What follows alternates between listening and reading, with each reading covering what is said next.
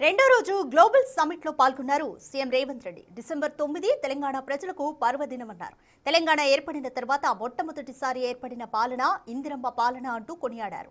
December 9 ప్రాధాన్యతను గుర్తించి 6 దశాబ్దాల ప్రజల ఆకాంక్షను నెరవేర్చి తెలంగాణ తల్లి అవతరణ దినోత్సవంగా జరుపుకోవాలని అప్పుడు నిర్ణయం తీసుకున్నారని గుర్తు చేశారు. అందులో భాగంగా సచివాలయంలో విగ్రహ ఆవిష్కరణ చేసి స్ఫూర్తి పరిపాలనను తీసుకొచ్చామన్నారు. అన్ని జిల్లా కేంద్రాల్లో తెలంగాణ తల్లి విగ్రహ ఆవిష్కరణను చేశామన్నారు.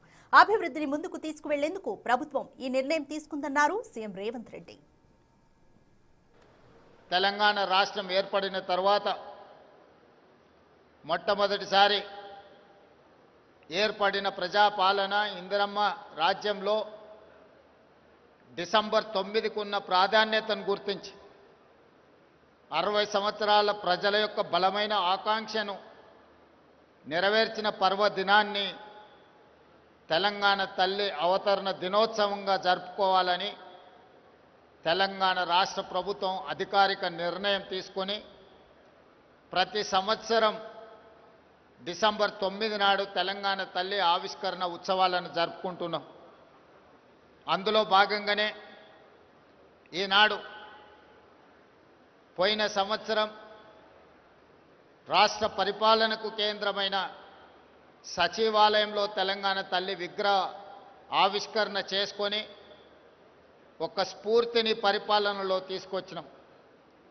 ఈనాడు తెలంగాణలో ఉన్న అన్ని జిల్లా కేంద్ర కార్యాలయాలలో తెలంగాణ తల్లి విగ్రహ ఆవిష్కరణను ఈ కార్యక్రమాన్ని జరుపుకోవడం ద్వారా ప్రజల యొక్క ఆలోచనను దళితులు, గిరిజనులు, ఆదివాసీలు, మైనారిటీల యొక్క ఆకాంక్షల్ని నెరవేర్చడానికి ప్రతినిత్యం స్ఫూర్తి పొందాలని తమ దినచర్య ప్రారంభమైనప్పుడు తెలంగాణ తల్లి యొక్క ఆశీర్వాదం స్ఫూర్తిని తీసుకొని సంక్షేమాన్ని, అభివృద్ధిని ముందుకు తీసుకెళ్లే విధంగా ఒక బలమైన సంకల్పాన్ని అందించాలి అని ఈనాడు మా ప్రభుత్వం నిర్ణయం తీసుకొని ఈ విగ్రహావిష్కరణ కార్యక్రమాన్ని మనం ప్రారంభించాం.